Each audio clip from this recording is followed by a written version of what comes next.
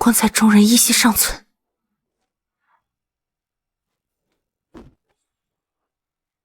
你干什么？赶紧抓住他！3、2、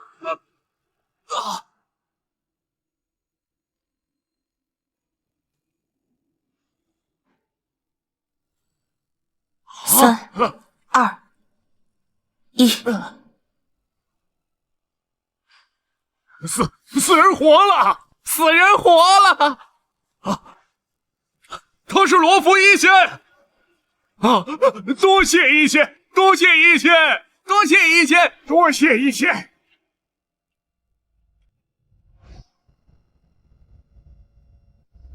你怎么一个人来做产检？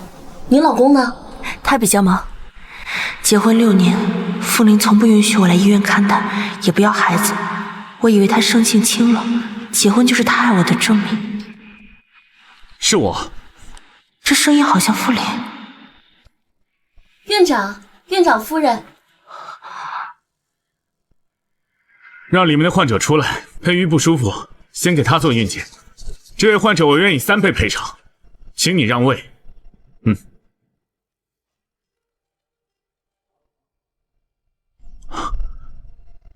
青武，你怎么在这儿？原来你不让我来，是因为你在医院有别的院长夫人和孩子。苏青武，我劝你识大体一点，别在医院了。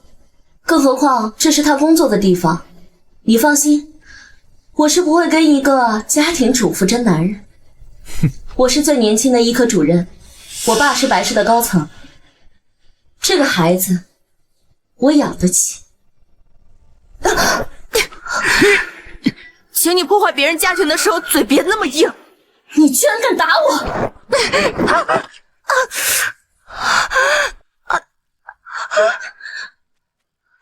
我的孩子，青武，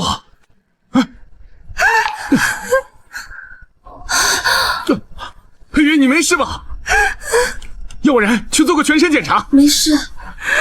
我们的孩子没了，你居然第一时间去关注他要不要做检查。青武，孩子没了，我们可以再要。我向你保证，只要你乖乖听话，傅太太的位子永远都是你的。我绝不主动提出离婚的。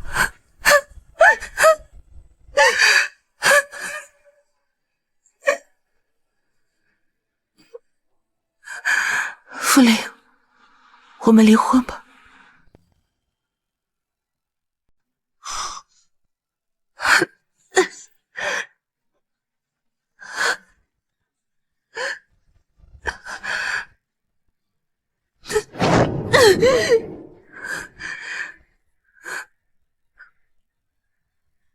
真走了，一个农村的孤女纠缠了你6年，好不容易攀了高枝，真舍得离婚吗？哈，我数3声，他就会回来。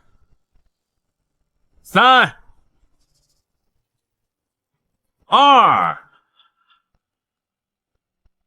1，哼！啊！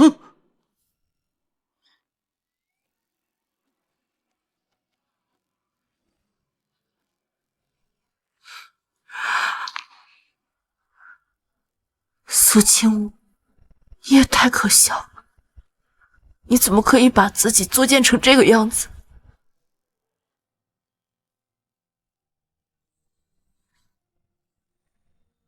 你给我工资卡干什么？青武，虽然我现在没什么钱，但我一定会让你过上好日子，嫁给我好吗？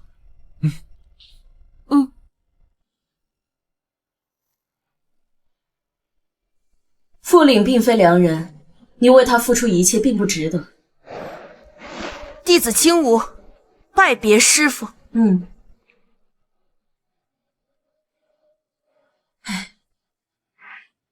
结婚后，我放弃事业，帮他开了医院，助他实现理想，为他奉养父母。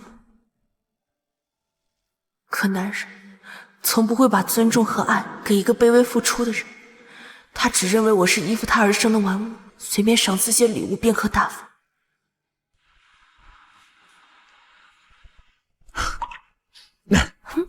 老婆，结婚纪念日快乐！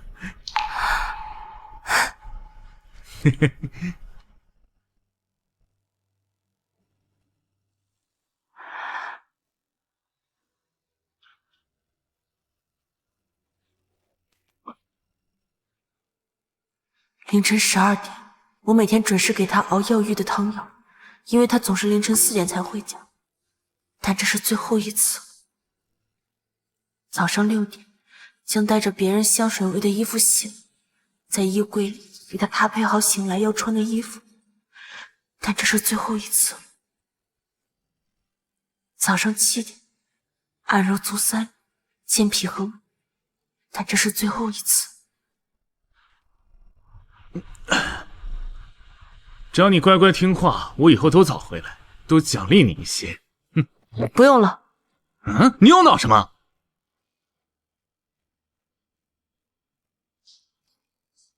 离婚协议书我已经拟好了，这些年财产1人1半，同意的话就签字吧。又是因为佩瑜，我跟你说了多少遍，佩瑜是白氏集团高层的千金，我们医院非常需要他们公司新研制的抗癌药物，我们只有业务上来往。你说这话自己信吗？我有什么不信的？我这样做都是为了你有更好的生活。你在家里享清福，你不知道外面的事啊！你有知道我多累吗？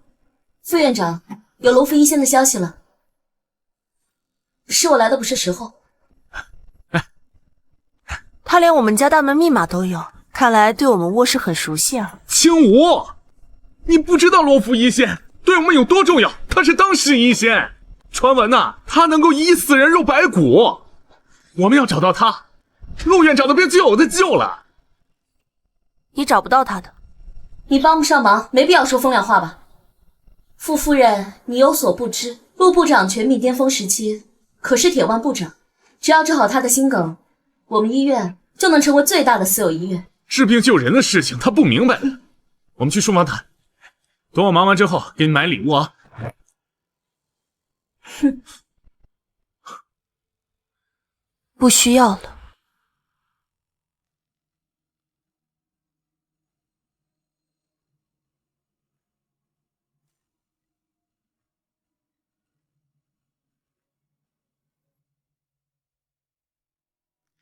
苏小姐，这么着急走干什么？嫂子，你别误会，我刚刚是不小心把咖啡倒在身上，才找副院长借了身衣服穿。别演了，想要吗？送你了，记得提醒他签离婚协议书。你在得意什么？要不是6年前我出国读博，你以为傅领会娶你个乡巴佬吗？你是争不过我的。我不屑于跟你争一个男人，有更广阔的天空在等着我。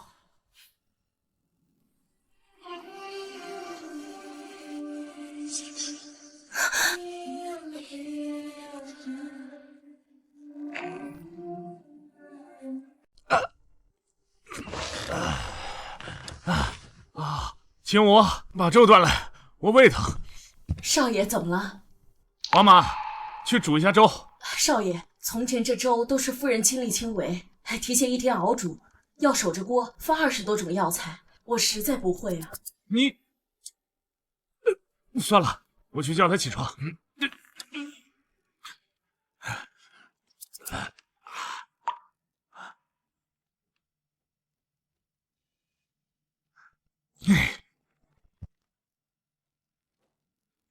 他真的走了？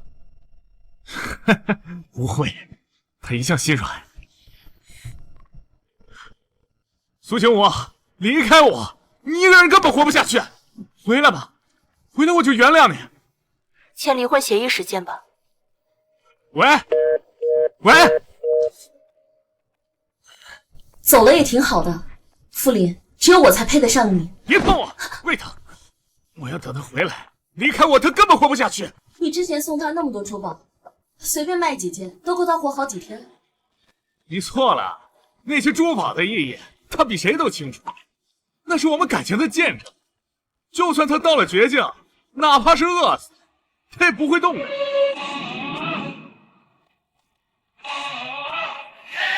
欢迎总体的关，VIP 客户苏小姐。苏小姐，你怎么这么多年都没有来了？以前傻，觉得男人送的东西比自己买的好，现在清醒了，这些全都卖了吧。苏小姐，您稍等，这边请。苏小姐，这是您这些珠宝的卖款，一共2000万。才卖2000万，差的太多了吧？怎么突然卖珠宝了？是傅林要破产了吗？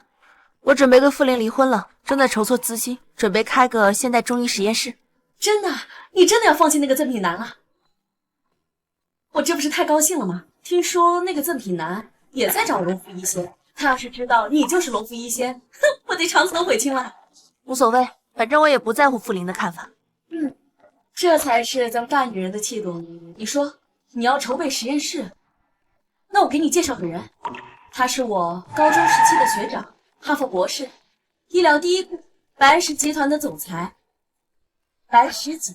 这些年他也在找罗福一仙，我都没敢说我认识你。哎，你等一下，听说了吗？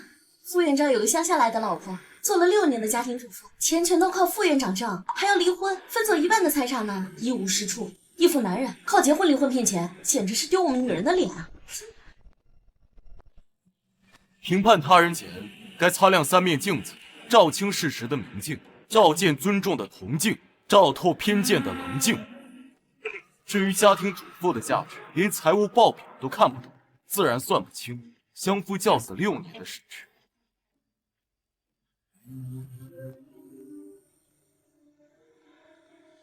喂，学长，我找到一仙了。一仙决定来白石集团了。好，我马上准备。我跟你约好了，在白石集团见面。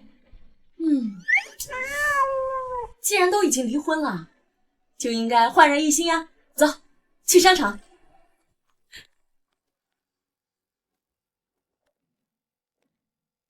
Insane inside, the danger gets me high. Can't help myself, got secrets I can't tell. I love the smell of gasoline.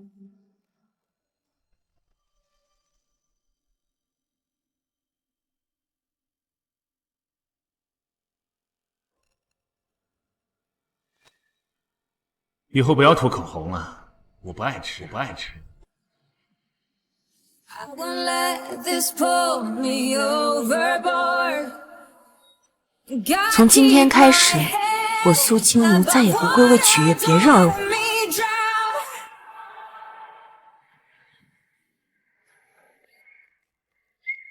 Make 'em whistle like a missile, bomb, bomb. Every time I show up. 你放心，我已经跟爸爸说好了，到时候白石研究的新药给你最低价。佩瑜，多亏了你。刚才那屋里的女孩好漂亮啊，看这气质，好像仙女一样耶。这是苏清武。白总，请喝茶。白议会听闻罗福一仙要筹备实验室，十分重视。之后，实验室的资金全部由白石集团包揽，白议会也会派专家来协助。感谢白总的信赖。是我该感谢你，你医术独步天下。之后，陆部长的病就全靠你了。你着急跟我离婚，就因为这个男人是吧？傅玲，你疯了！你出轨不就是因为我工作狂，没时间满足你吗？既然你这么急不可耐，我现在就满足你。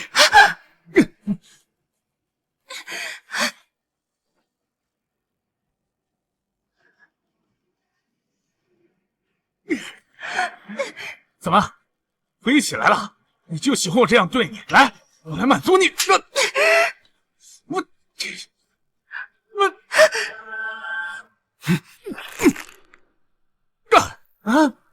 你就那小白脸是吧？你知道她是谁吧？她是我老婆。你老婆不是她的名字，她是她自己。来人，给我拖出去！放开我！你干什么？放开我！啊！干什么你？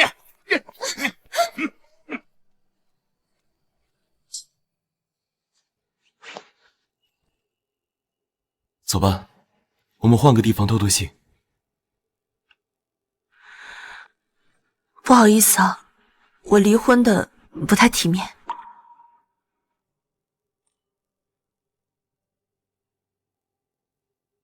离开一段错误的关系是需要庆祝的。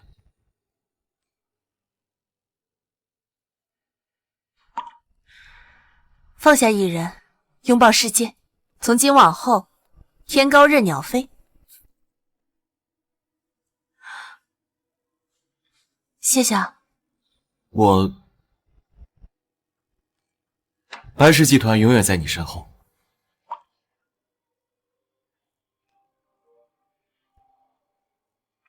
苏清武，你不是想离婚吗？马上给我回来！白总，我家里还有点事，我先回去一趟。谢谢你的衣服。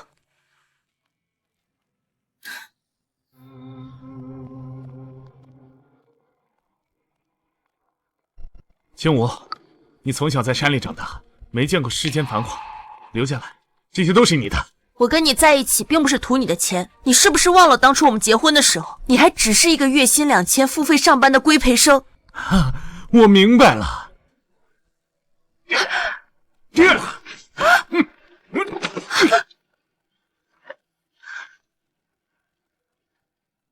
留下来，我的人就是你的。留下来，我的人就是你的。你想干什么？你放开我！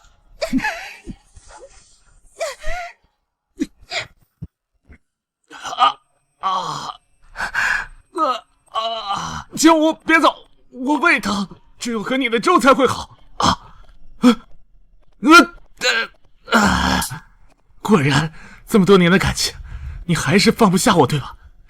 先把这份离婚协议给我签了再说。好，我签。你现在可以给我做粥了吧？你都签了，我还管你干什么？师傅，我终于能再回医道。清武，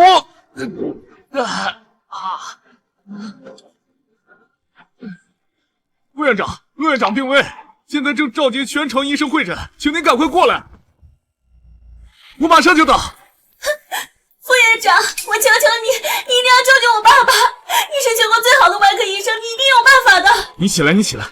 陆部长一直在心梗恢复期，怎么突然病危了？陆部长出院期间不小心跌倒，肋骨折断倒插入心脏，体内内出血很严重，急救措施我们都已经做过了，但情况并不明朗。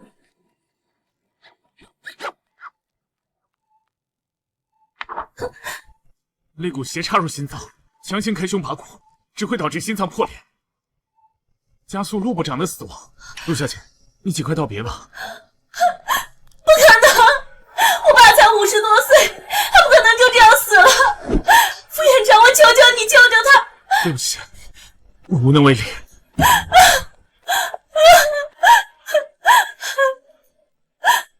罗福一仙，如果罗福一仙在，他一定能救我爸。你迷途知返，当初婚配时我没收你的银针，现在可以还给你了。青梧，此次下山，你定当悬壶济世，以救天下苍生为己任。弟子谨记。陆小姐，你抓紧时间安排后事吧。你们找罗福一仙已经许久，应该知道罗福一仙虚无缥缈。老部长，没救了。罗福一仙在，谁敢说没救？苏清武，陆小姐，这位就是罗福一仙，有他在，陆部长必能转危为安。苏清武是罗福一仙？不可能！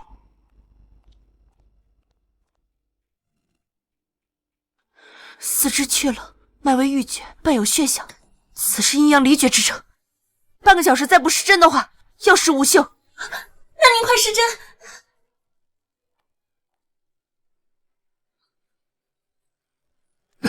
苏清武，别闹！这可是人命关天的事，你要是把人治死了，我也保不住你。我都还没说人会死，你胡说什么呢？小姑娘，这陆部长大出血，外加本身就心渴，身体麻痹，无药可治，请你不要给家属无谓的希望。我钻研针灸20年，还没听过针灸能救内出血的。你真是罗福一仙吗？我可以证明，他就是罗福一仙。你证明你不过是他来气我的工具人罢了，你拿什么证明？不能对白总无礼。白家与我陆家是世交，又是金圈的太子爷，白氏集团的总裁。白总的话我信。你居然是白总！苏清雾这个乡下来的，竟然攀上了白总。白总，我是白氏集团林总监的女儿。林总监？谁？白总，你可别被苏清雾骗了，她根本就不是什么医仙，她就是个家庭主妇。陆小姐，她的确是我夫人。你真的只是一个家庭主妇？不是，我已经离婚了，我是自由人士。难道爸真的没救了吗？坏了，来不及了！爸，干嘛？老干部病情恶化，你快让开，你快让我施针！苏清武，你有完没完？苏清武，知道你是极度配鱼，想假扮一线来吸引我注意力，但现在不是我们谈论感情的时候，我都没办法，你就别拿人命开玩笑了。没想到你这么恶毒，不惜害死陆部长也要报复阿离。你们要是没长脑子，赶紧把他捐了，别耽误救人。你果然是嫉妒，能不能治，当然是病人的家属说了算。陆小姐，我白石锦愿意赌上白家所有的财产，为罗浮一仙背书。一仙5岁熟读《黄帝内经》，金匮要略，11岁时就能治好白血病。我相信他一定能治好陆部长。请你让我施针。白总，你别骗我了，如果我爸真的没救的话，我想让他体面的走。爸！不准对陆部长的遗体不敬！你竟敢侮辱我爸的遗体！请让我施完这一针。来人，拖出去！不准动他，死人活了！你真是罗浮一仙，放开他！太不可思议了，罗浮一仙真的能活死人就白活？我刚亲眼看到陆部长心跳停了的。你是罗浮一仙，怎么从没跟我说过？因为你的目光从来没有放在我身上过。我不能让苏清武抢去所有的功劳。刚刚那一针不过是巧合罢了。苏清武，一个农村的姑娘，怎么可能是罗浮一仙？既然陆部长醒了，我们就应该马上进行全身检查。如果你想要陆部长死的话，就这样做。林医生，你以后不要再参与我爸的治疗了。一仙，我们接下来该怎么办啊？把我的无菌手套拿过来，我要为陆部长证。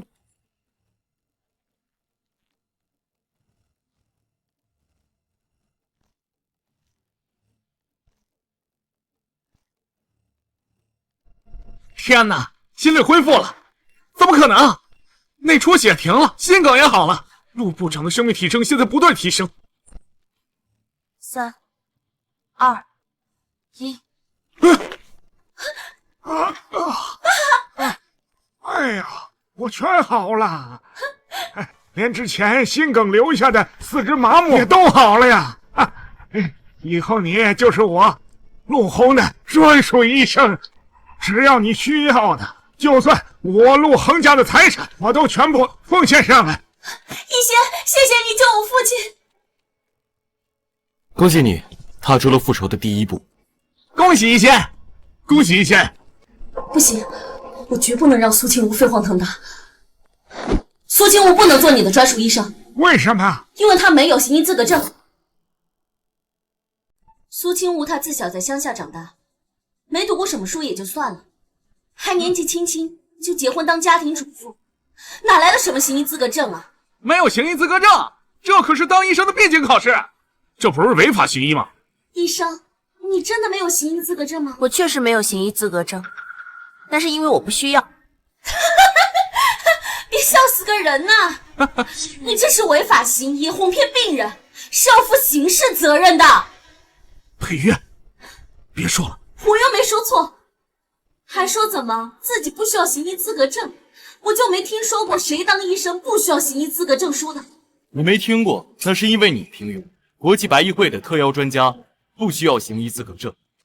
国际白医会，那不是联合国最高级别的医疗组织吗？听说入会非常严格，国内的许多老教授在白医会只能做普通医生的。听说副院长也一直在向白医会提交申请，但还是得考核10年才能转正。就是，就算苏清武真的是罗浮一仙，那也只是都市传说而已。要想得到国际白议会的认可，那还差得远呢。是吗？那这个邀请函是什么？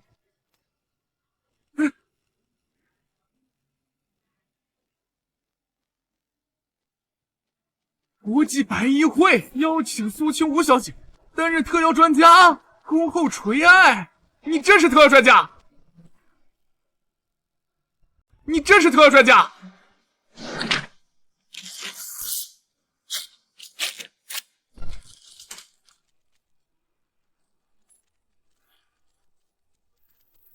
哎，你干什么？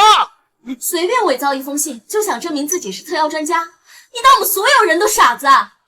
林小姐，你把白议会的邀请函撕掉，就不怕被追究吗？追究？我的导师就是白议会的成员，就算你这封信是真的，那为什么我从来没有听导师提到过你？对呀，我为什么没有从白议会的口中听起过你？为什么？因为当年我傻到相信你说的爱情，傻到为你隐退6年，销声匿迹。你这种还需要考核的预备生，自然不知我的名字。我懒得跟你们解释，等白议会的医生来了，你们自然会知道邀请函是真是假。国际白议会的医生竟然会来，我当时心梗发作，也曾邀请过这位医生，但是他们当时在非洲支援，没想到国际白议会的医生会为您而来啊！陆部长，你可别被苏晴雾给骗了，是我多次打电话联系我的导师来治疗你，白议会就算要来，那也是为我而来呀。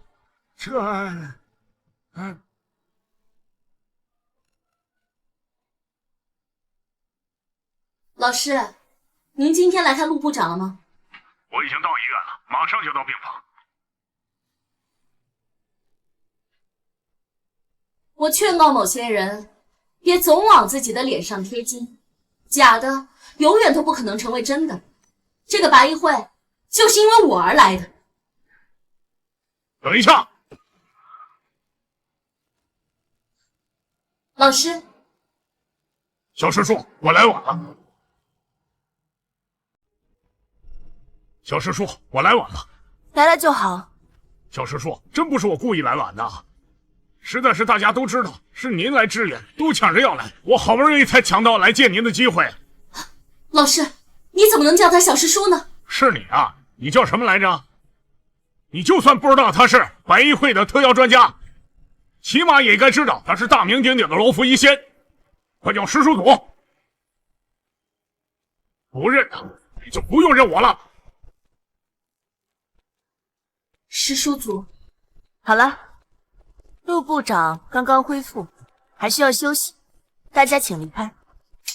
你留下，和我一起聊聊接下来治疗方案。好。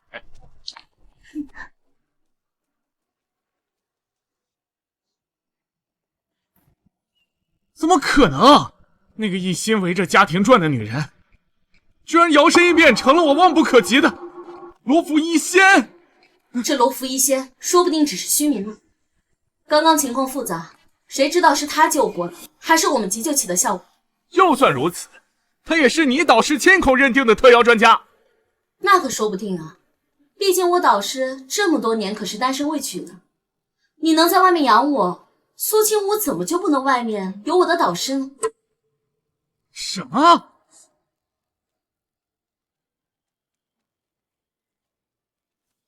苏清武，哼，这么快就有新欢了？说不定苏清武在我离婚之前就跟我老师好上了。副院长，我可真为你这6年付出感到不值得。别说了，苏清武，这2个男人不过是你拿来救的工具罢了。你为了吸引我的注意，不惜下找2个男人，你怎么就这么爱慕虚荣？闭嘴！闭嘴！早就想揍你了。要不是和你结婚，我小师叔怎么会退隐6年？傅灵，思想肮脏的人看什么都肮脏。记住，我跟你没有关系，是我不要的你。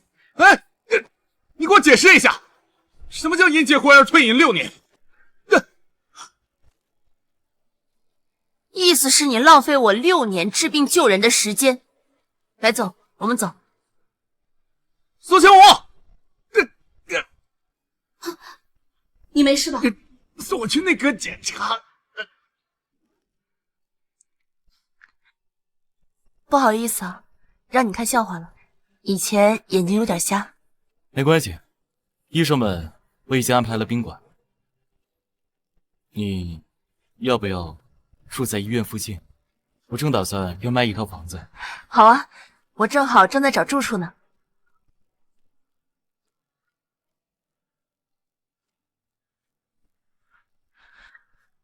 这房子是6年前我为了傅林创业而卖的，居然和以前保持的一模一样。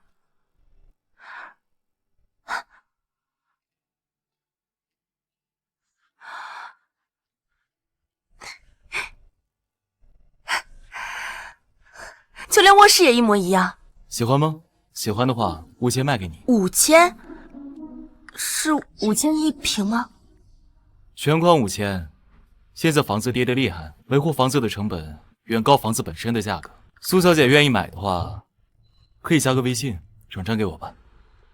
这白总看起来是有点不食人间烟火，不知道现在的房价多高。我不能占你这个便宜，虽然我需要钱。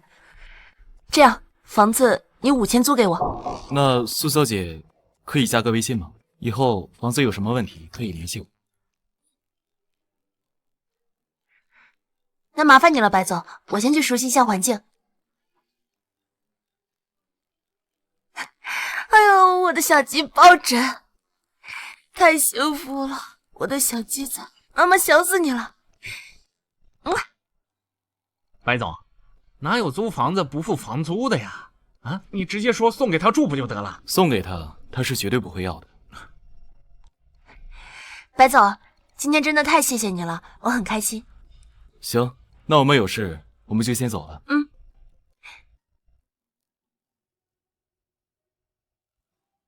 那我送你们一程。不用了，我就住你对面。你住对面啊？你住对面啊？嗯，方便探望陆部长。那我们也太有缘分了吧？刚认识就成为邻居了？其实我们并不是刚认识。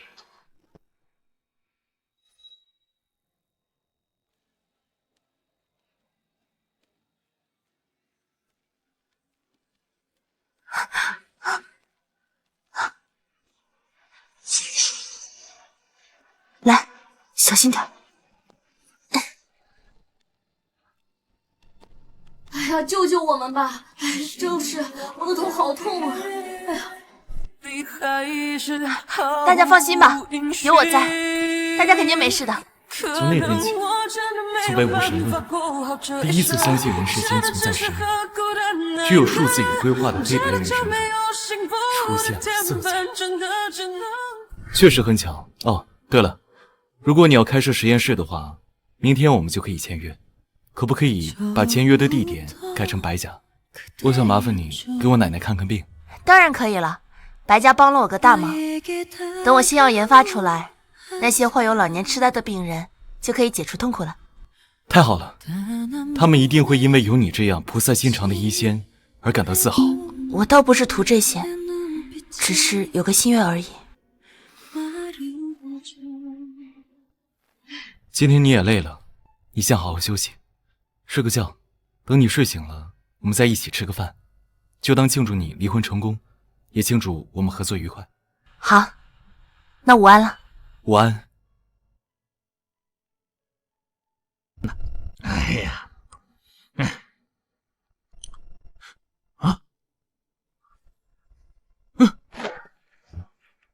怎么可能？我先天肠道发育不完全，是这种先天性疾病，国内外无人能治。除非找到大名鼎鼎的罗福医仙，不过傅太太就是罗福医仙，所以傅先生完全不用担心。啊？不可能，他不可能救我。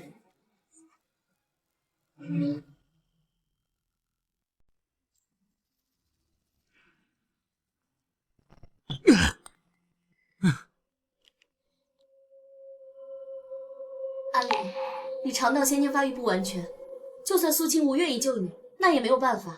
我爸爸认识很多顶级医生，一定能救你的。你就不要再为这种薄情寡义的人伤心了。谢谢你，裴宇，在我最难的时候，只有你陪着我。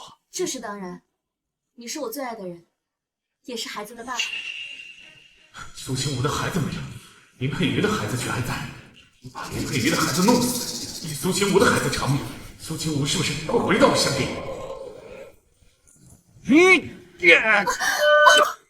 阿丽，你吓到孩子了。抱歉，刚才想事情，走神了。苏清武还没有回你消息吗？他也太任性了，怎么能不管你和老夫人呢？再说了，老夫人也需要他的照顾。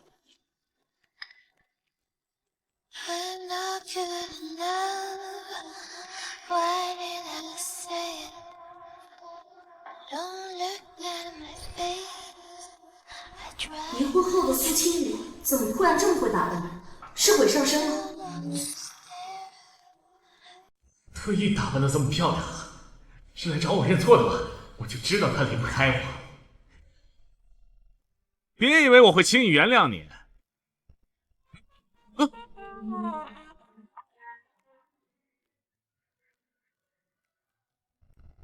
不过白总，为什么投资研发抗老年痴呆药物？是为了天下老人贡献一份心，还是别的原因？谁家还没有个老人？只要有老人，就有可能会有这种病。可是这天底下除了你，还有谁能研发出抗老年痴呆的药吗？能投资你是我的荣幸。苏清武，你敢无视我！阿玲，我记得你签署了离婚协议，要分1半家产给他。不过他现在正在和男人出轨，我们多派点证据回去，到时候1分都不给他。没错，就想从我这拿走1分钱，我看他怎么维持这种光鲜亮丽的形象，去勾引别的男人。我说苏清武怎么突然要和你离婚，绝对是傍上了白石锦。但依我看，白石锦能看上他，肯定是以为他能分走1半家产，获得我们的研究成果。这是我们辛苦多年的努力，苏清武休想拿走1分结果。哦，对了，这个是我之前抽空研究的抗老年痴呆药物的相关资料。你的研究报告自然是不必看，毕竟你是罗浮一仙，只有你的研究资料才能称得上权威2字。罗浮一仙，不要笑啊，我说的句句认真。哎呀，别贫了，一口一个罗浮一仙，我鸡皮疙瘩都起来了。那我们先吃饭吧，我已经提前准备了饭菜，这些都是你爱吃的。你还知道我爱吃什么菜啊？看来白总为了挖我这个人才，没少下功夫啊。这是当然，只有蠢货才会把你弄丢。明知道我在这里，还跟别的男人公然挑衅，苏清武，你过了！管你是什么罗浮一仙，还是医学大拿，说到底还不是一个家庭主妇。只是阿里随时可以打个狗骂。我看你一会儿面子上能挂得住。富士医院一直在研发抗癌药物，据说到了最关键的时候，你准备回去帮他。这可是我前期研究了多年的成果，苏清武半路杀过来，不就是想抢功劳吗？但我不会让你难过。不好意思，打扰一下。不好意思，打扰一下，这边给您上一下餐。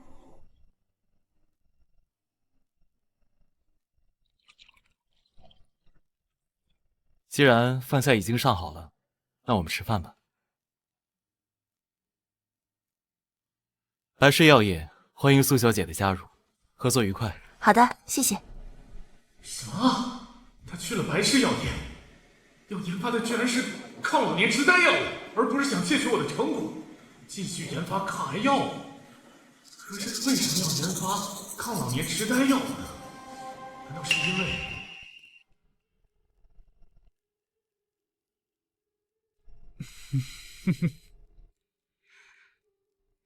老公，我听说医院最近赚了一大笔，你能拨我一点资金来研究抗老年痴呆药物吗？我有个朋友正好研出一个方子，用不了多少资金就能成功的。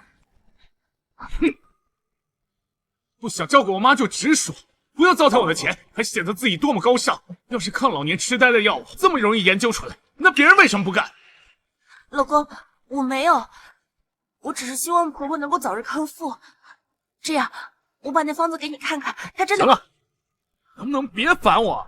我研究抗癌药已经够累了，没时间研究你那些扯淡玩意儿。唉，得了老年痴呆，找人照顾就行，多么简单的事儿。得了癌症可是会死人的，这才是重要的事儿。不要总是因为一些小事来烦我。家庭主妇就是没眼力劲儿。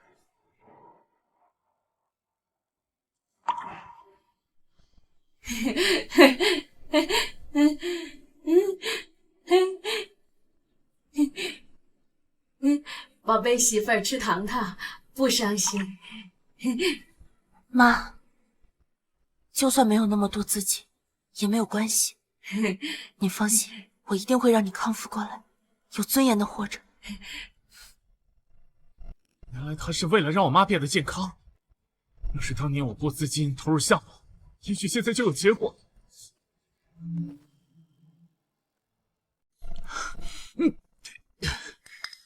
安妮，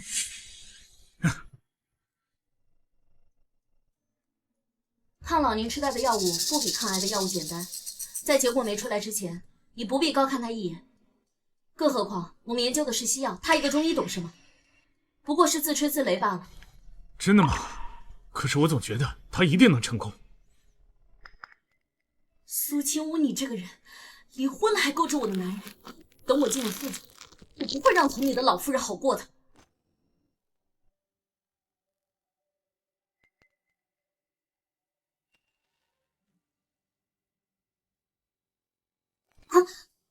你们星级餐厅就没有醒酒服务吗？真的很抱歉，先生，可能是时间太赶了，这瓶酒没有醒好，真的很抱歉，先生。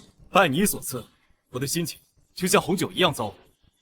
第一次和他共进晚餐，一切都好，现在却被这该死的红酒给毁。这瓶酒是我好几个月的工资，我真的赔不起您，真的很抱歉，对不起。好了，白总，不如让我试试看吧，给你调一杯新的饮品。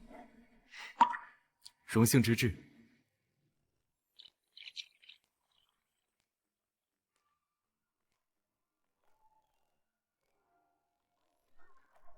白先生，能否借个火？我的荣幸。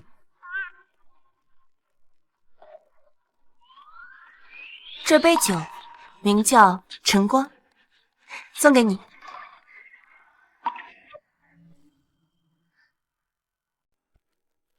苏清武，我们还没领证离婚呢，你就跟别的男的单独出来吃饭。我干什么不需要向你汇报吧，前夫。1个月的离婚冷静期还没过，我们还没有正式离婚，那你就还是我的妻子。我已经铁了心要离婚，1个月后你要是敢反悔，你就等着接受起诉离婚吧。非要这么气我吗？行，那我就把你勾引野男人的样子都拍下来，看你怎么离。不行，你给我放尊重点，不然别怪我不客气了。哈，我知道你为什么要生气了，不就是流产了一个孩子吗？我承认。你成功的吸引了我，如果你想要孩子，我现在就给你。无耻！想不到离婚后你还变成了一只小野猫，现在换了一副模样。我承认，你确实吸引到我，还专门选了我们结婚纪念日喝的红酒。怎么，还是忘不掉我们一起喝酒？你喝完之后热情的趴在我身上的样子。4周年的礼物喜欢吗？嗯。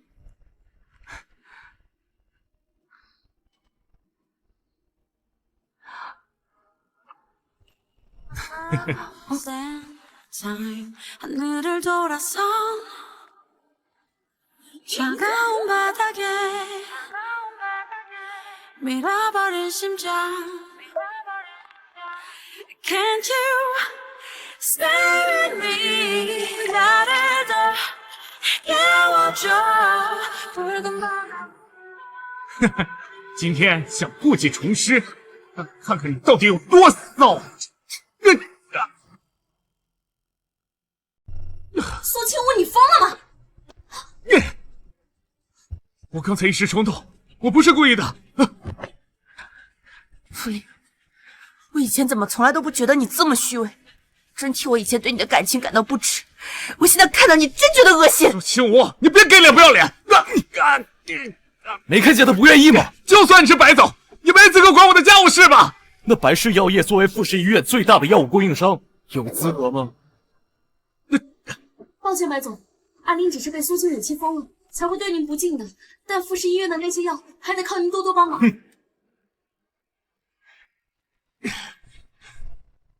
走吧。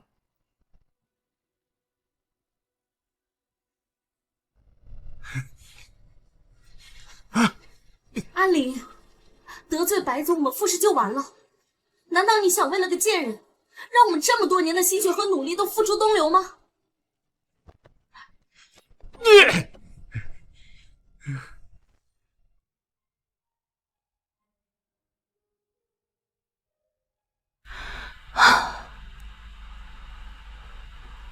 总是叹气的话，日子会溜走的哟。抱歉啊，白总，让你看笑话了。唉，没喝到那杯晨光，实在有点可惜。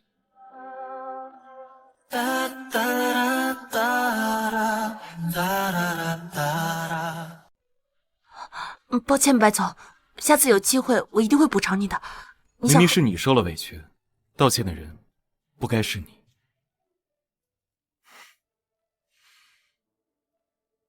刚才你调酒的时候，手中就像是有魔法一样。这样的才华，不该埋没于一段失败的情爱中。如果你真想赔礼道歉的话，去帮我妈治好先天肠道发育不完全的毛病吧，她真的很需要你。来，老公，快把这碗药膳喝了，胃就不疼了。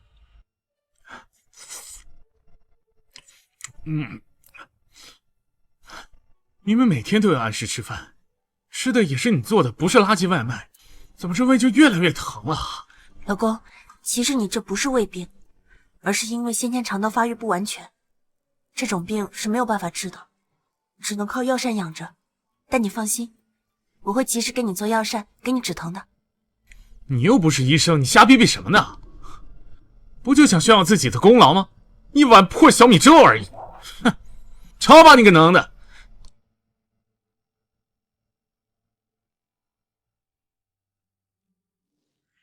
如果你不愿意，还是算了。我愿意。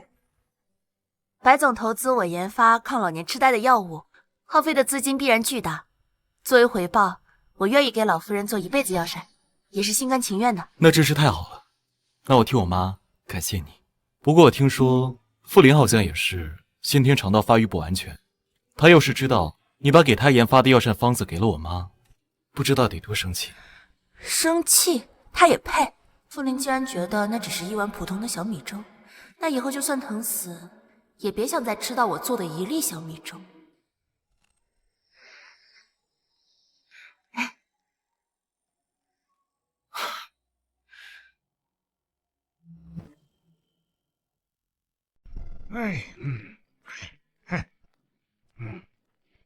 你小子嘴角都翘得可以挂油壶了，看样子是成功了。可是奶奶，就算我跟她提起以前的事，她也记不得了。我喜欢她这件事，你们明天可别说漏嘴了。我懂，这种事儿得当事人真情告白的时候再说啦。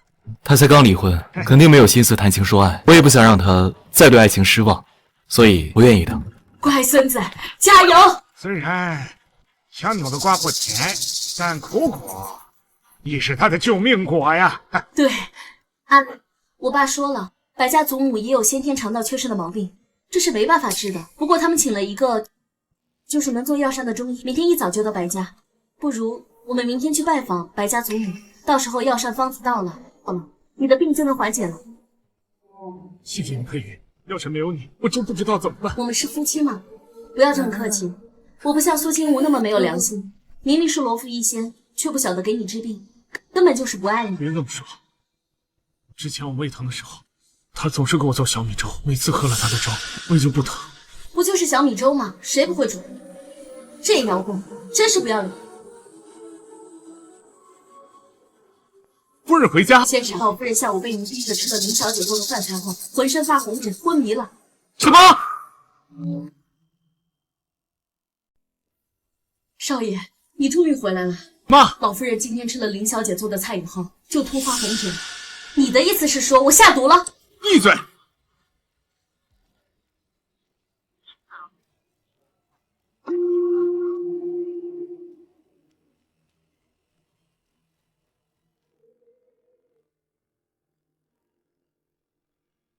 喂，妈。苏清武，我妈生病发红疹了，居然不接我电话，你还有没有良心？你想让我妈早点死吗？起红疹了？她是不是吃什么过敏物了？你们让妈吃芒果了？芒果。今天林小姐做给老夫人吃的，不就是芒果蛋糕吗？当当当当，这是你最想吃的蛋糕吗？哇，谢谢你。有芒果呀，那我不能吃，为什么？宝贝儿媳交代过我，有芒果不能吃，吃了会起红点点的。原来你对芒果过敏，最好供你死了才好。在这个家里，但凡像是苏清武，哪怕是条狗也得除干净。这样啊，那他是在欺负老夫人，限制老夫人呢？没关系的，这是进口芒果，吃了没事。那好吧。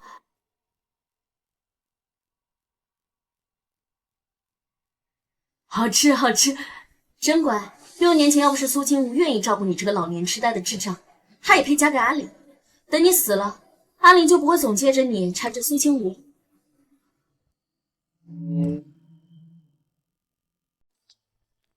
林小姐，夫人说过，她和苏清武已经离婚了，别忘了，到底谁是傅夫人，谁是你的主人？傅玲，我跟你说过，妈不能吃芒果，你就是不记，是不是嫌妈老年痴呆太麻烦？你们想让她早点死啊？那我马上去买过敏药。吃过敏药没用，我在家留的菜谱上有专门治疗的药膳，你快去看看。好，妈，这边情况我会注意的。你赶紧把我微信加回来，这边有什么变动的话，我马上提醒你。好，知道了。你怎么就摊上这么一个不负责任的儿子？林嫂应该把握不好火候，但药膳它就不能发挥作用，还是自己去做吧。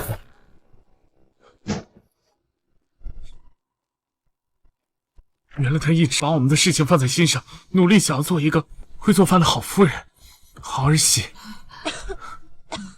哎，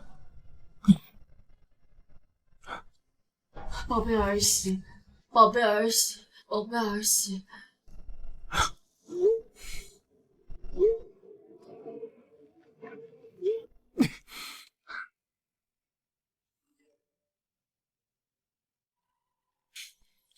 苏清武，妈叫的是你，关林佩云什么事儿？没什么事，我挂了，我很忙。苏清武，你现在就回来，我和你聊聊财产分配的事情。你要是不回来，我让你净身出户。你大可以试试。喂，苏清武，你这个没良心的！我妈这么喜欢你，你这个白眼狼！妈，我回来了。苏清武，你怎么才来啊？阿玲，苏清武的菜谱我有点不太懂，你呢？先去厨房等我。妈，你怎么变成这样了？苏清武，你都走了，为什么还要回来？对不起，我来晚了。该死的老太婆，我迟早让你死。我给你做了药膳。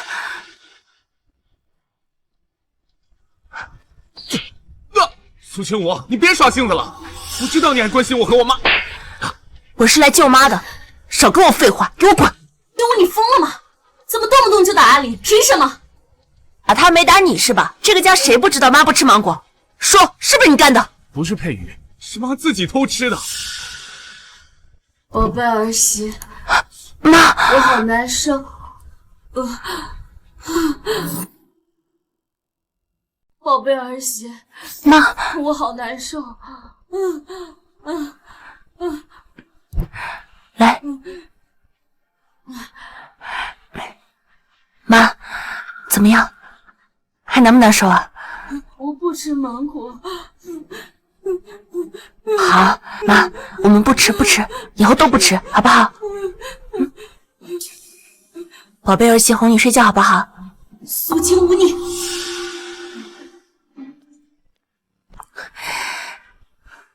没事的，宝贝儿媳在这儿呢。天太晚了，你在这睡吧。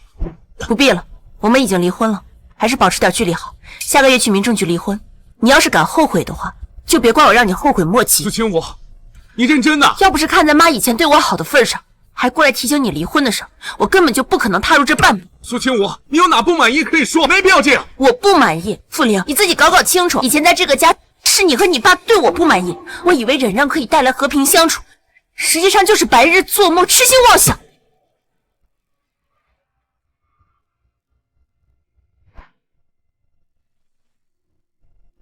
谁允许你这个臭保洁进入阿脸的厨房的？还敢偷钱，赶紧放下！你就是爸爸吧？爸爸你好，我是你的儿媳苏清武。从没听说过阿里结婚了，赶紧把钱卡放下，滚出去，否则我就报警了。你从来都不对外公布我们的关系，就连你爸你都不说，所以连医院的人都称宁佩瑜为医院长夫人。傅林，我在你这就这么拿不出手吗？我爸他一直想让我娶一个有出息的儿媳妇，跑出去炫耀，你又不是不知道，你就不能够理解一下老人？够了，别鬼扯了，我已经厌倦了这场荒唐见不得人的婚姻。如果你再让妈出事的话，就别怪我袖手旁观。就这样，互不干扰。不就是觉得我没给你名分，你出去没面子了？跟我来。傅林，干什么？这些都是我给你新买的，苏清武，你在傅家用的吃的，哪样不是最好的？这些你不喜欢的话，我全给你换了。你还有什么不满意的，都可以跟我说。我不满意你，可以换吗？在你傅林的眼里，我就是一个听话的人偶，扮演你喜欢的角色。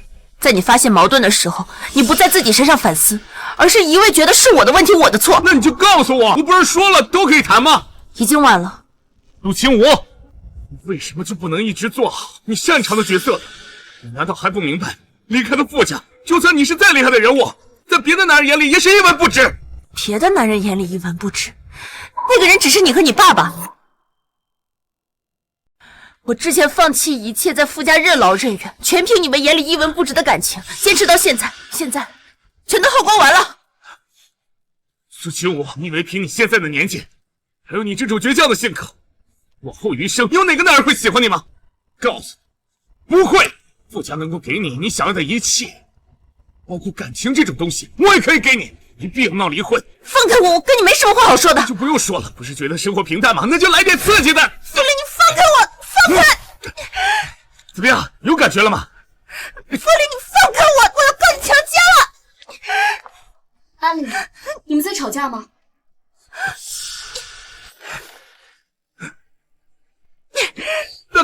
傅林，我真是受够了，居然让林佩瑜穿我的睡衣，就这么想羞辱我吗？佩瑜是因为今天过来给我妈做药膳，没带衣服，所以才……这就是你们白天谈工作的样子，还真是刺激啊！你在胡说什么呢？这里让我多待1秒钟，我都觉得恶心。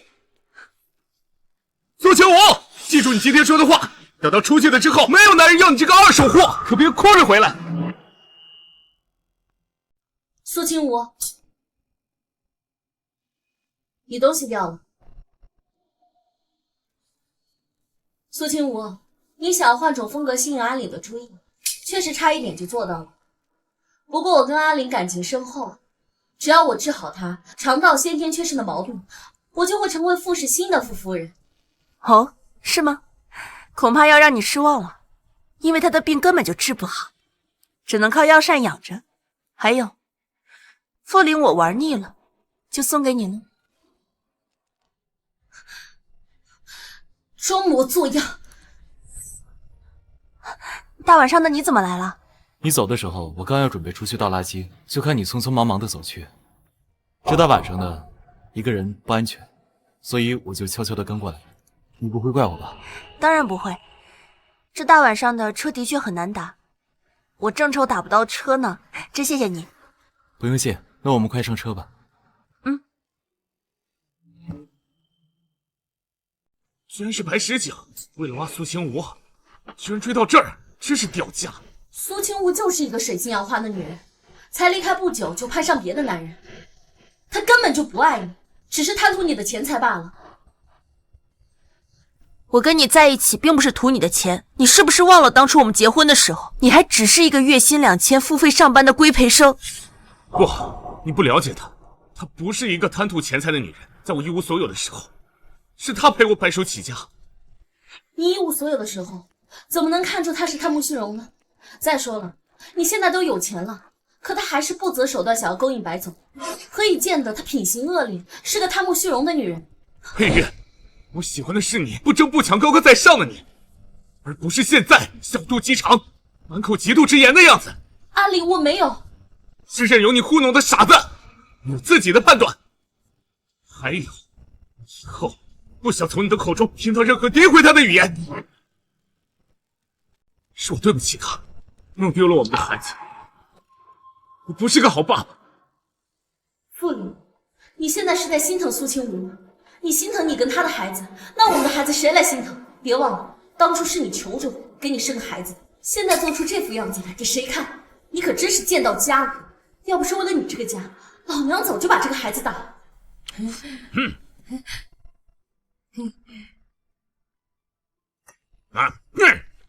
大清早就一大锅酒气，你是怎么了？嘟嘟打雷雷了，要吃宝贝儿媳做的饭饭。妈，冰箱里面有面包，你先凑合吃。宝贝儿媳妇儿一会儿不能给你做饭了。为什么？因为我们已经离婚了，她也不会再回来了。不回来了，不回来了！别嚎丧了，愁死了！这个苏清武也真是的，他居然是罗浮一线，却不早说。我看好多患绝症的老朋友，现在全都饿不着了，真是太可惜了。爸，你能不能在妈面前少说两句？你都把她弄哭了。还有，你为什么长妈头上扔瓜子壳？她可是你妻子啊！她年轻的时候也帮了你不少啊！怎么，我哪说了不对吗？他隐藏身份不说也就算了，竟敢做出带抗老年痴呆的药方去别人家研究的恶事，简直不配做我傅家的儿媳。苏清武一直把自己当我们傅家的儿媳妇，只是我们没有把她当成坏东西，坏东西！不许说我宝贝儿媳的坏话，打死你，打死你！个老不死的龟丫丫，再敢唬苏清武那个吃里扒外的白眼狼，我连你一块轰出去！妈，你能不能消停点？还嫌你家不够乱吗？妈，不哭不哭，我以后绝对不允许任何人说宝贝儿媳的坏话，好吗？我不听，就是你把宝贝儿媳妇带出去弄丢了。妈，一个傻子有什么好哄的？再伤心的事儿，睡觉全都忘了。你赶紧让他出去净身出户，再娶佩瑜进门。他老爸可是白氏药业的高管，可以给咱们医院的药品打很多折。爸，苏清武可是我光明正大娶回傅家的傅太太，你以后少这样轻蔑她。我看你真是废了，我什么时候轻蔑他了？算了，待会儿我还要去白家拜访，我先去洗漱。叔叔，为了苏清无这样吃里扒外的人，气坏身子不值当，您消消气。佩瑜啊，你说你当初要是不出国跟阿岭结婚，该有多好啊！叔叔，我已经怀了阿岭的孩子，等他们月底离婚，我们就会奉子结婚了。来年一定能让你抱上大孙子。佩瑜啊，还是你好啊，上得厅堂，下得厨房，在外面还帮衬了阿岭的事业。我们傅家有你这样的儿媳，这是8辈子修来的福气啊！叔叔这样夸我，我都不好意思。哦，对了，叔叔，富士医院抗癌的药物已经不够了，我想借着今天的机会去拜访一下白家，到时候拿下这支药。这是好事儿啊！这要是办成了，我们傅家可以节省一大笔研究费呀。那个苏清无也要拿下这笔投资，来研究什么抗老年痴呆的药。这要是被他抢先了，那傅家的财富可就被断送了。什么？这个贱人竟然敢抢我傅家的资金！是啊，叔叔，主要是白家那边还不知道他是什么样的德行，也没有人告诉他们不堪的过往。这要是让他花言巧语，那不就抢先了吗？这个不用太担心。我刚好认识白氏的白老先生，我们是一个象棋社的成员。一会儿啊，我跟你一起去拜访白家，正好当着白老先生的面，揭穿苏清武的真面目，把我们苏家的资金夺回来。真的吗？那还是叔叔厉害啊！这件事情就多靠您了。不过，这个可不能跟阿岭说，他现在对苏清无上心的很，免得拖咱们的后腿。哎，你放心，这个我是不会告诉他的。那就好，希望我们今天狠狠打苏清无的脸。一定会的。苏清无，就算你是罗浮一仙又如何？抛开这个身份，你也只是一个女人，只是富家的儿媳妇。有傅老先生诋毁你，也足够你身败名裂了。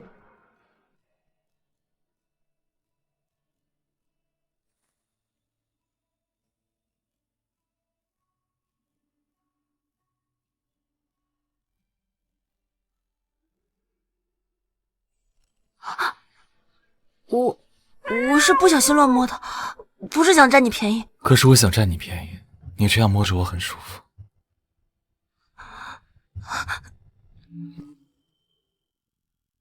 昨天晚上谢谢你陪我借酒消愁。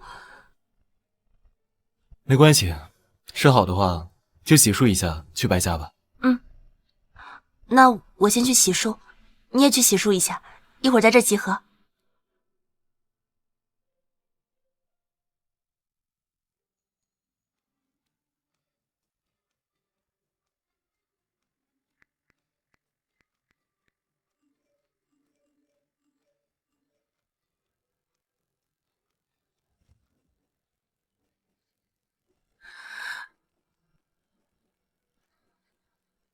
这么盯着我干嘛？有什么不同吗？不，很漂亮。谢谢。苏小姐，你想不想拿离婚证？这种事你真的能办到吗？要是真的可以，我求之不得。我倒是没有这么通天的本领，但是陆部长倒是可以。我已经跟他通信过了，他说只要你想，随时都可以。真的吗？那真的太谢谢陆部长了。要是今天可以的话，拜访完白老夫人之后，我想今天晚上就拿到离婚证。好啊，那在我家吃个晚饭，我下午陪你一起去拿离婚证。谢谢白总。不客气，我也替你感到高兴。如果今天求婚成功的话，他领了离婚证，我正好跟他领结婚证，简直是双喜临门。那我现在就打给傅林，有陆部长撑腰，我就不怕他敢后悔了。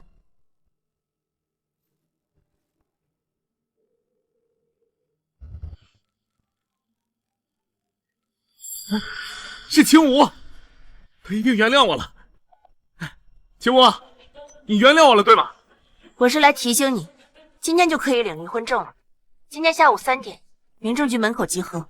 你要是敢不来，陆部长是不会放过你。陆部长，你居然仗着救陆部长的恩情，让我们早点离婚，是又怎么样？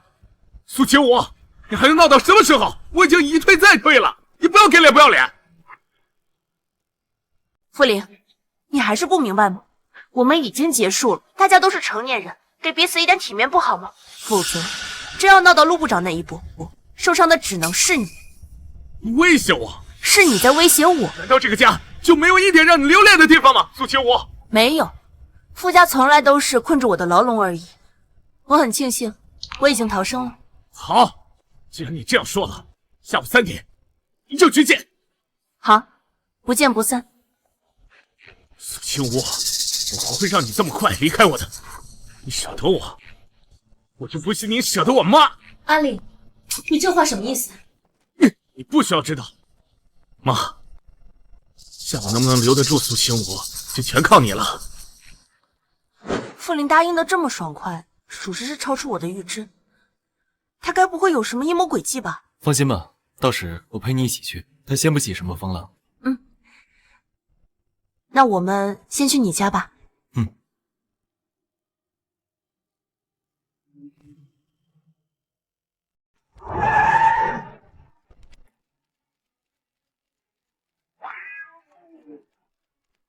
傅灵，你还真是阴魂不散，你怎么在这儿？苏秦武，你跟白石景什么关系？他昨天晚上为什么接你？你跟他睡了？要发疯滚回家发疯去！还有，要是再敢对我不敬的话，你信不信我现在立马让你犯胃病，让你疼到半死？苏秦武，我就知道你不会随便跟别人发生关系的，你在为我守身如玉，对不对？苏秦武，我错了，我不离开你，妈也不离开你，傅家都不离开你。你少自作多情了，我没有为谁守身如玉，我没有像你这么贱，喜欢婚内出轨，在我没有拿到离婚证之前，我是不会让你丝毫抓到以后可以诟病我的地方。你为什么非要跟我离婚？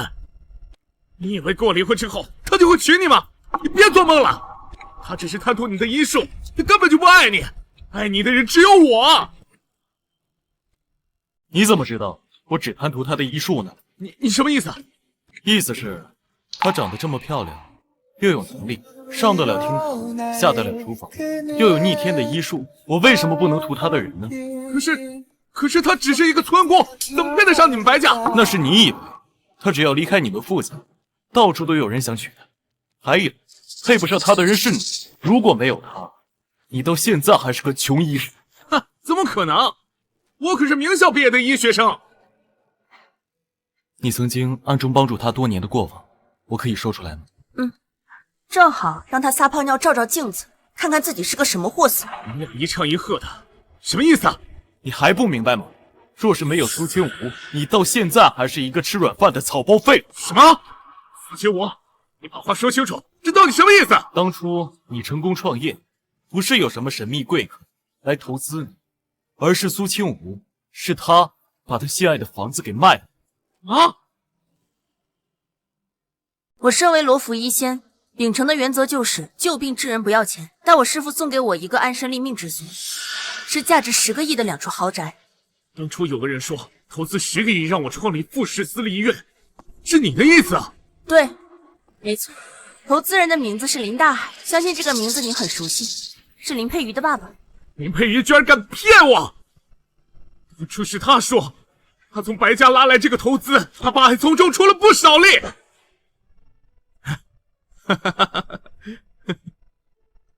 哎，佩瑜，真的是太感谢你了！从今往后，我也有自己的医院了，再也不用看别人的眼色，当一个可怜的管培生了。那是因为我爸爸十分欣赏你的才华，所以才帮你的。当然，你可要好好对我，报答我爸爸的培育之恩。那当然了，只要你愿意，我是院长，你就是院长夫人。那还差不多。行，我要打电话问问他。不要在我面前演戏了，不管你是真的知情也好，还是假的也罢，我根本就不在意。若你还有点良心的话，今天下午3点就去民政局跟我离婚。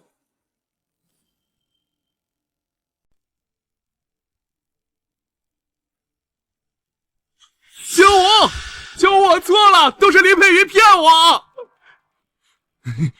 佩瑜，你居然敢骗取我对你的感激！我不会让你如意的。傅家的夫人，只有可能是苏清武。白夫人，这布置成这样，是家有什么喜事吗？我那千年铁树开花的儿子，今天要给未来的儿媳妇求婚告白。白总吗？他有喜欢的人，是哪家的千金啊？这他倒没说，但他说这是他的救命恩人，是他暗恋10年的女孩子，想来对方也应该是哪家的千金吧。妈，这个我知道一点，对方是个神医，而且长得很漂亮哦。是吗？那太好了，我们家要是有一个神医儿媳妇，全家有病都不愁了。神医儿媳不会是苏清武吧？呸，怎么可能？苏清武不过是妇女不要的2手货罢了，凭他也配嫁入白家？白小姐，您说的这位神医是哪位国外留学回来的医学博士啊？他是中医，而且是大名鼎鼎的罗浮医仙。什么？居然是苏清武！林小姐，你怎么了？啊，没事。哦，我突然忘记我爸给白阿姨准备的礼物。白夫人，我知道您先天肠道缺失，经常犯胃病。这支千年人参是我爸特意买的野山参，您泡水喝，会缓解您的疼痛。林小姐有心了，听说本市有个跟我同样肠道先天缺失的病人，喝了罗浮医仙做的粥啊，就不疼了。也不知道这是真的还是假的。怎么又是苏清武？不行，我绝不能让他成为白家的媳妇，否则我害死孩子的事，他肯定也找我报复。哪有这么神奇的事啊，阿姨？您说的这个罗浮医仙，我略有耳闻，不过是沽名钓誉之辈。什么？沽名钓誉之辈？怎么回事啊？白夫人，您有所不知，这个罗浮医仙就是苏清武，她是富士医院副院长的前妻，就是您说的那个肠道先天缺失的那个病人，就是傅凛。你说什么？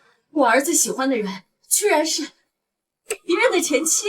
白夫人、白小姐，你们不知道，这苏清无之所以被离婚，那都是因为她虐待婆婆，不敬公公，最关键的是不能生啊！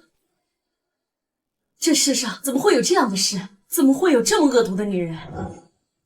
这种人也配做神医？那都是为了勾引野男人而胡说的虚名。她真的是医仙，那怎么会嫁给傅凛？且不说她是不是真的医仙，就是真的医仙，她不孝敬婆婆，不恭敬公公，光这2条也别想进我白家的门。不恭敬不孝顺算什么？傅老夫人之所以得老年痴呆，那都是因为她苏清无不想伺候老夫人，这才一气之下把老夫人从楼梯上推下去的，把脑子摔坏了。傅家说是老年痴呆，那是为了遮家丑的。岂有此理，简直是岂有此理！今天有我在，这种害人的贱女人就想进我白家的大门。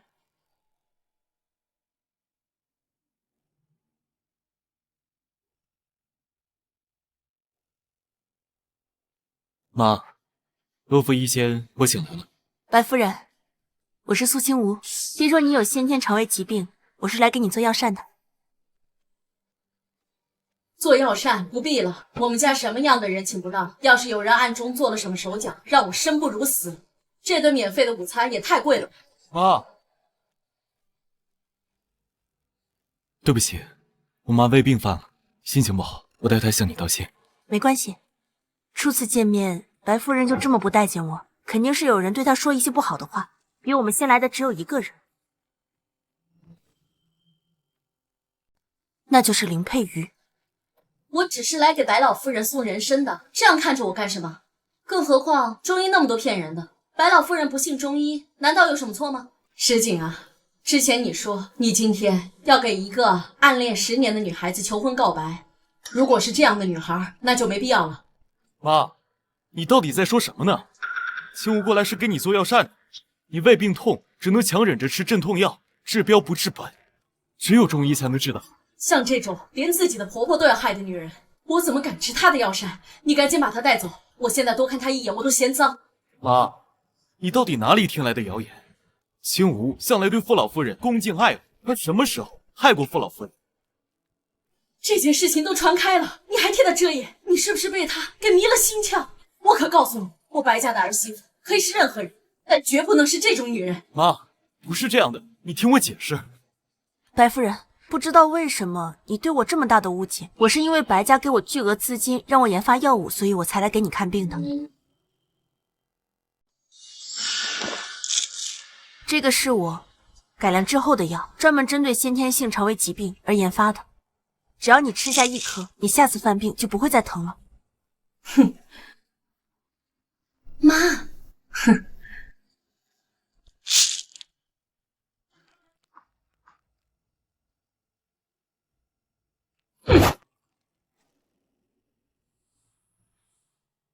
既然白夫人不需要我帮忙，那我现在就走。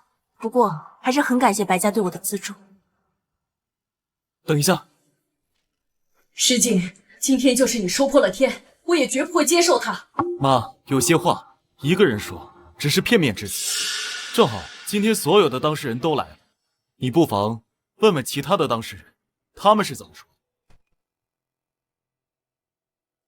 傅林，正好我有几个问题要问你。白石景要跟苏清无求婚了，你要是不想他过得好，出去压你一头的话，就顺着我的话诋毁苏清无。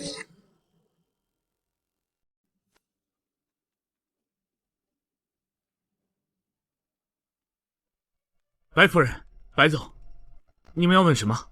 傅林，你有如今的事业，是不是苏清无当初投资你？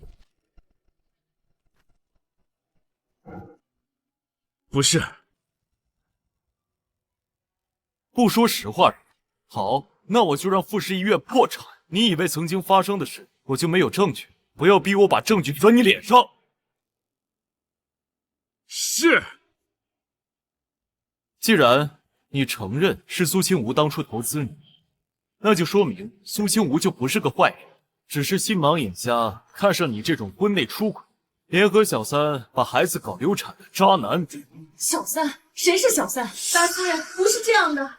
林佩瑜，从现在开始，你父亲正式如出白事，你和你父亲不用在这行业混了。白总，为什么？为什么？就凭当初苏清武给傅岭的投资，却被你谎称是你和你父亲拉拢的投资，并且在他俩没有离婚期间，你们未婚先孕，外面的人都以为你俩才是一对，而苏清武却在家里照顾公婆，被傅岭和他的父亲嫌弃。白总，这都是我家务事，你没必要在这宣扬嘛。不仅要在这里宣扬，以后还有谁再敢污蔑苏清武，便到处宣扬，让所有人知道你们这对渣女渣男是什么德行，占尽了便宜，到头来却污蔑苏清武在家不见公婆，你们简直是畜生不如。这样说来，是我误会了苏清武了。妈，自己问问傅里，这么多年他犯病期间，是不是喝了苏清武给他的粥才缓解？苏清武是不是救了陆部长的罗浮一仙？傅林啊，我儿子说的是真的吗？是。好你个林佩玉，你居然敢骗我！陆部长是不是苏清武救的？还很难说啊，我们当时也想救的呀。好，那我现在就打电话给陆部长。如果陆部长亲口承认当初是苏清武救了他，那我让你们全家沦为乞丐。白总，我知道错了，是我撒谎了。妈，你都看见听见了，是不是他们欺负苏清武的善良？对不起啊，罗浮一仙，我听了小人之言，我为我刚才的行为向你郑重的道歉。白夫人，没关系的，要怪就怪这两个勾搭成奸的贱人，不知廉耻。苏清武，你已经是个二嫁妇，别以为会有男人喜欢你，不要再做嫁入豪门的梦了。傅玲，原本以为你只是容易见异思迁的渣男罢了，但是我现在才看出来，你的品行是如此的恶劣，真为我以前爱你感到恶心。苏清武，之所以这样做，是因为我爱你，难道你看不出来吗？跟我回家吧，我一定会把林佩云给处理好。我已经知道错了。什么话都不要说了，现在立刻马上跟我去民政局，现在立马跟我离婚。要是不去的话，我亲自打电话给陆部长，让他逼你跟我离婚。不。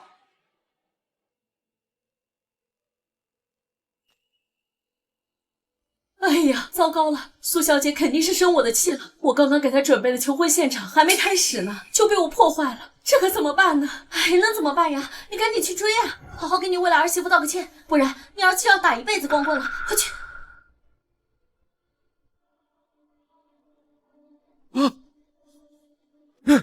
阿林，我现在只有你了，你不能抛弃我。林佩云，你之前对我撒的谎，我都已经知道了，你让我觉得恶心。你给我记住了，就算我跟苏清武真的会分手，我也不会接受你的。苏清武，我绝不会让你离开我的，我将会用往后余生弥补对你犯下的错，你等我。宝贝儿媳，我好想你啊！妈，你怎么来了？好想你啊！儿媳妇不要我了吗？妈，我怎么会不要你呢？妈，你乖乖的跟他站会儿啊。傅玲，你怎么可以让妈来这里丢人现眼？清武，我只是想让你知道，你对妈有多重要，再给我一次机会好吗？哪怕看在咱妈的面子上。妈要是清醒过来，知道你这样对她，一定会后悔生下你这个儿子。傅玲，你就不能积点德吗？苏清武，你就不能积点德吗？你明知道妈离不开你，难道你的事业真的这么重要吗？还是说，就是想跟他在一起，所以才非要离婚？跟他没有关系，你不要涉及无辜。我们没有离婚的时候，你就撇下妈跟他私会，你还说你不喜欢他吗？苏清武，小姑娘怎么这么不守妇道？这不是分明出轨吗？我没有出轨，这位大妈，请注意你的言辞，否则我会告你诽谤的。精神出轨就不算出轨了吗？小伙子，一双眼睛全粘在他身上了。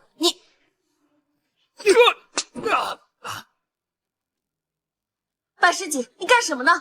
我和清武清清白白，倒是他用这么卑劣的手段污蔑我，这就是代价。还有你，今天就是你的咎由自取，怪不得别人。你想干什么？各位听我说，我和这位苏小姐清清白白，虽然我正在追求你，但是也是在她签字离婚之后。倒是这位傅凛先生，他婚内出轨，让小三儿怀孕，仗势欺人。不信你们看他肚子。哎，怎么会有这种事？这种……别看，不许看，不许看！我不仅让大家清楚你们是怎么贼喊捉贼的，更让大家知道你们是有多么卑鄙。我已经查到了那天你流产的视频，就放出来，让他身败名裂。正好。我正愁没有证据可以锤他呢，这个证据正好。都在相册里。你怎么一个人来做产检？你老公呢？他比较忙。叫里面的患者出来，佩瑜不舒服，想让他做孕检。这位患者，我愿意3倍赔偿。苏清武，你怎么在这儿？原来你不让我来，是因为你在医院有别的院长夫人和孩子。天哪！你居然敢打我！清武，我的孩子。傅林，我们离婚吧。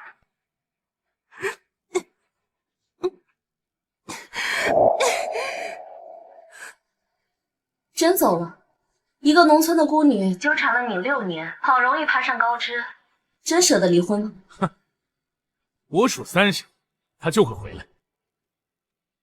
3、2、1。天哪，还让老婆流产，还替小三保胎，真是个渣男！你这连狗都不要的男人，你还好意思求复合？你怎么不去死啊你！清武，那都过去这么久了，你为什么揪着不放？我是担心你的身体吃不消，怀孕辛苦，所以才把你。怕我辛苦，所以找人替我生孩子，那我流产的后遗症就是活该了。傅玲，你可真是下贱！你今天的话让我觉得你比蛆还要恶心。清武，我错了，求你原谅我，我让你重新怀上我们的孩子，好吗？阿里，你在说什么？你不是说只有我才配怀你的孩子吗？所以你的意思是让我给他的孩子当后妈？不，只要你喜欢，他的孩子给你养，或者他自己养都可以。他之前就说过，他不图跟我结婚，他只希望有个孩子，所以才找我接种的。苏清武，你做梦！我是绝对不会让我的孩子叫你妈的。苏清武，你做梦！我是绝对不会让我的孩子叫你妈的。你放心好了，我没有闲工夫帮你养孩子，而且我也不会让我的孩子去跟别人的私生子竞争家产。那我立遗嘱，以后遗产全都是你的。林佩瑜和他的孩子休想拿走1分1毫。傅林，这个贱人还真是阴魂不散，害得阿玲现在要伤害我和孩子，我要杀了你！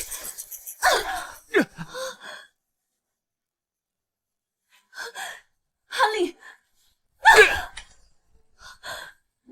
傅林，你居然敢打我！当初要不是你非要我接种，我怎么可能家庭破碎？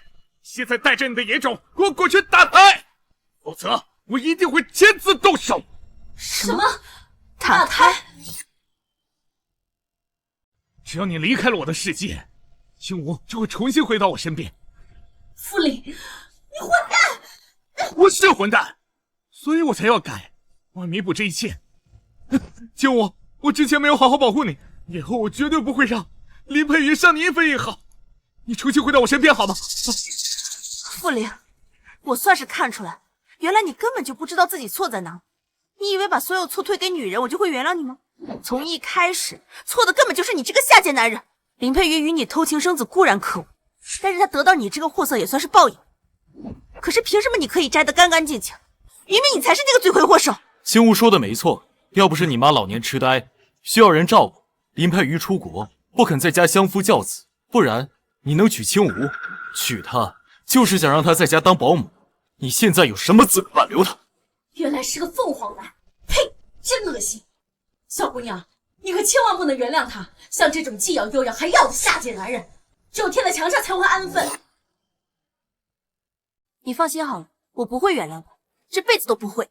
不仅如此，我还要撤掉他医院所有的得力医生，以后本市绝无他傅氏医院半点立足之地。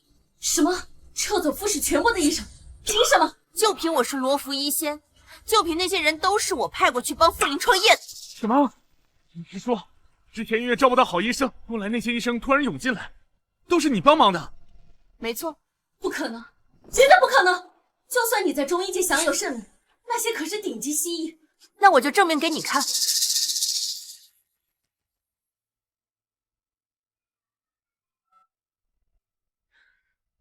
通知下去，所有中医、西医全部撤出富士医院，回归研究院。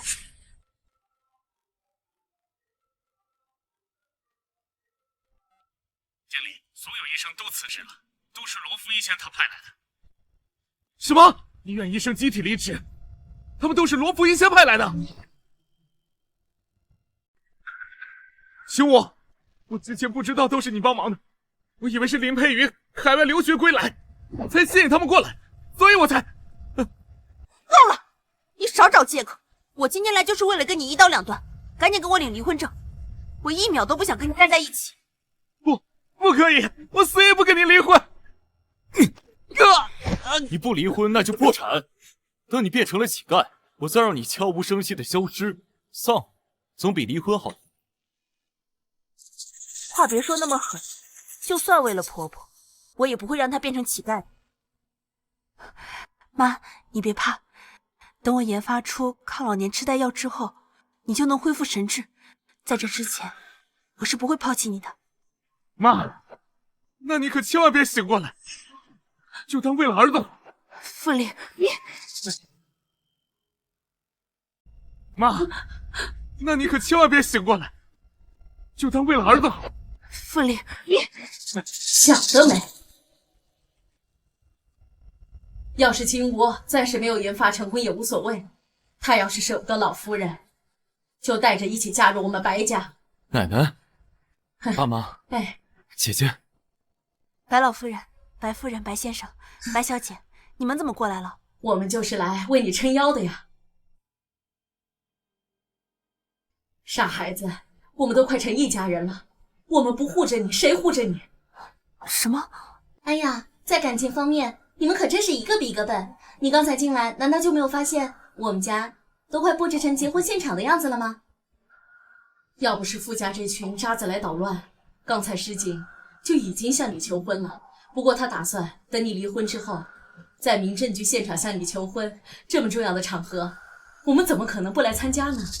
没想到傅家的人还是冥顽不灵。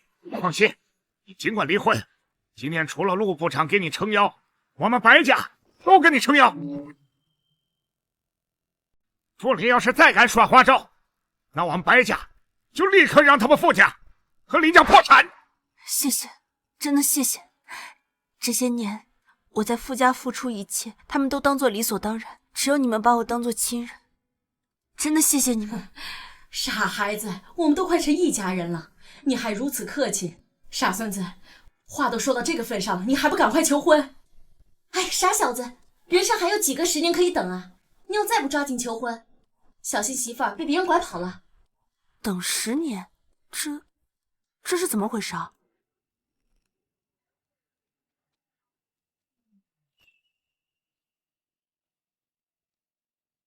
青武，10年前你解了我的蛇毒，从那个时候起，我就决定此生非你不娶。后来你嫁给了傅林，我就只能等待。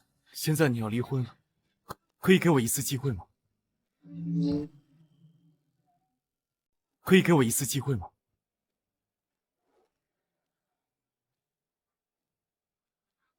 原来是你。是我，一直都是我。我可以用暗恋你10年的时间来换取照顾你的机会吗？不行，我不同意。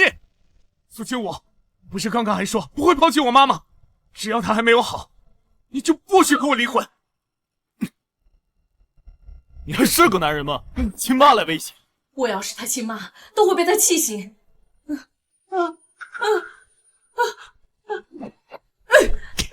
混账东西，不许欺负我的儿媳！妈，你醒过来了。青武，是我连累了你，是我的畜生儿子害了你。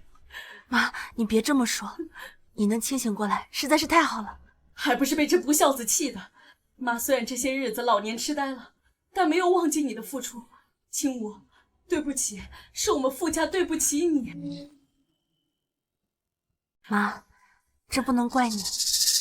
老夫人，我看你也是个明事理的人。青梧在你们家这么多年，这么受苦，你能不能让他幸福一点？劝你儿子放手吧。妈，我爱青梧，我绝不放手。今天你要是不离婚，我就死在你的面前。我不仅让你失去青梧，还要让你逼死老妈的事上新闻。妈，别叫我妈！从你把青梧弄丢的那一刻起，我就没有你这混账儿子。你听到了吗？没人赞同你纠缠青梧，你识相了，赶紧离婚，不然我该使手段。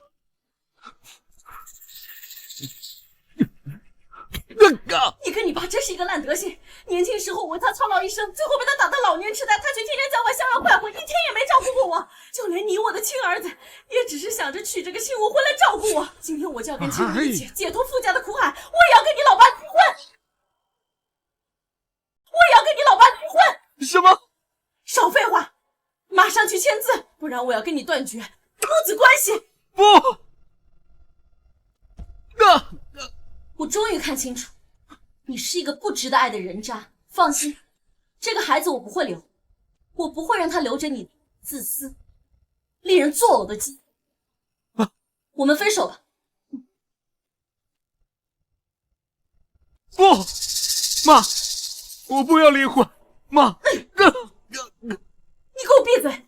你不配提宝贝儿媳妇的名字。这几年来，我虽然老年痴呆了，但是发生的事情全都记得。现在是该我给你算总账的时候了。从今往后，你不是我的儿子，我们断绝母子关系。你和你那令人作呕的老爸过一辈子去吧。像你们这种渣男，不配拥有老婆。妈！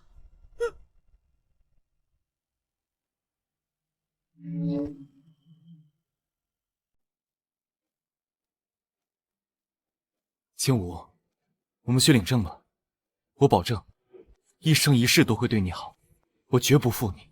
虽然我有过一次失败的婚姻，但10年的付出值得一次机会。即使到七老八十，我相信我也依旧能像傅老夫人一样，能够拥有决然离婚的勇气。白诗锦，我愿意给你一次机会。青梧，你放心，我永远不会负你。原本要在家里举行的求婚仪式，直接变成了民政局现场领证，这也太甜了吧！亲一个，亲一个，亲一个，亲一个，亲一个，亲一个，亲一个。哇哦！苏青梧小姐，无论贫富贵贱、生老病死，你是否愿意陪伴在白石井先生的身边，不离不弃？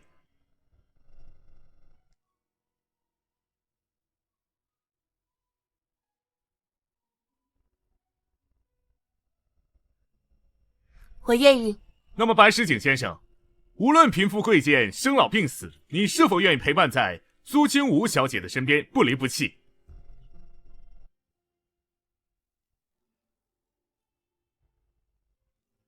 我愿意。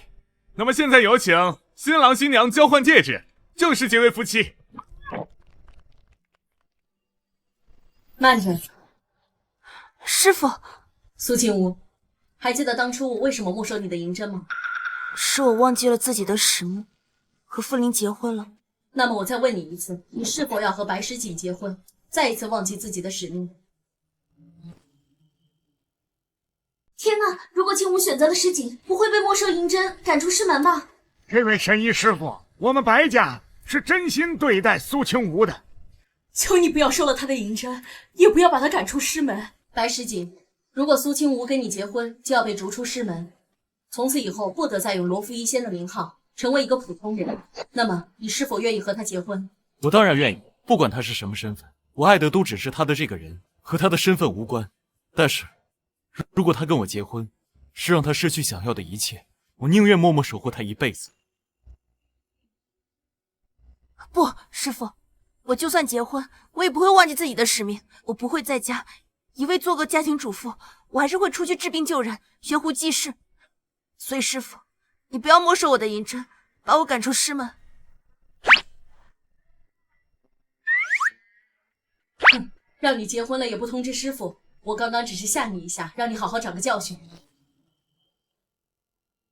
师傅，之前傅领并非良人，所以我才没收你的银针，不让你结婚。但是白世锦啊，是个值得托付终身的良人，师父是来祝福你的。谢谢师父。原来是一场误会啊！那现在误会解开了，有请新郎新娘交换戒指，正式结为夫妻。